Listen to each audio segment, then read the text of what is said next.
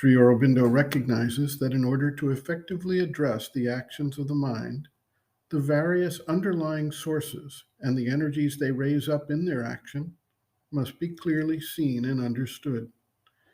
There's a difference in the way one needs to deal with a persistent emotional reaction, for instance, than a habit of response to physical stimuli.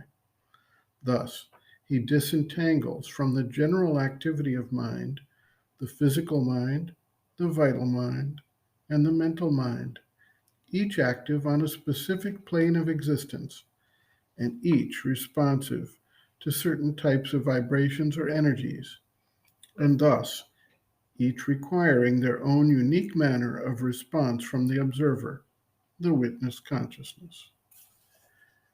We many times try to struggle with or suppress thoughts that arise.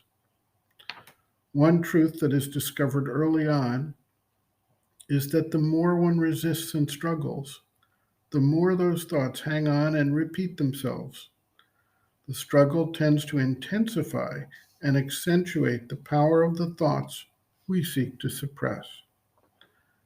Sri Aurobindo observes, quote, "What you have now seen and described in your letter is the ordinary activity of the physical mind, which is full of ordinary, habitual, and constantly recurrent thoughts, and is always busy with external objects and activities. What used to trouble you before was the vital mind, which is different, for that is always occupied with emotions, passions, desires, reactions of all kinds to the contacts of life and the behavior of others. The physical mind also can be responsive with these things, but in a different way.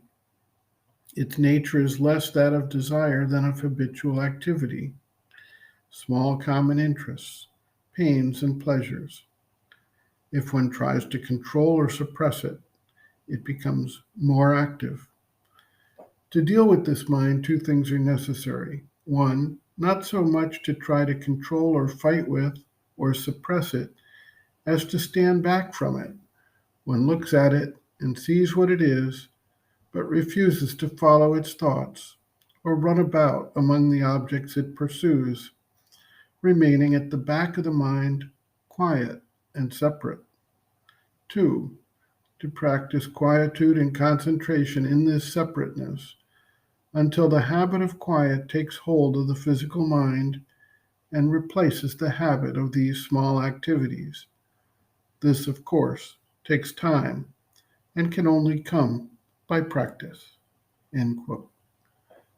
Reference: Sri Aurobindo and the Mother, Living Within, the Yoga Approach to Psychological Health and Growth, Disturbances of Mind, Mental Noise, pages 30 to 32.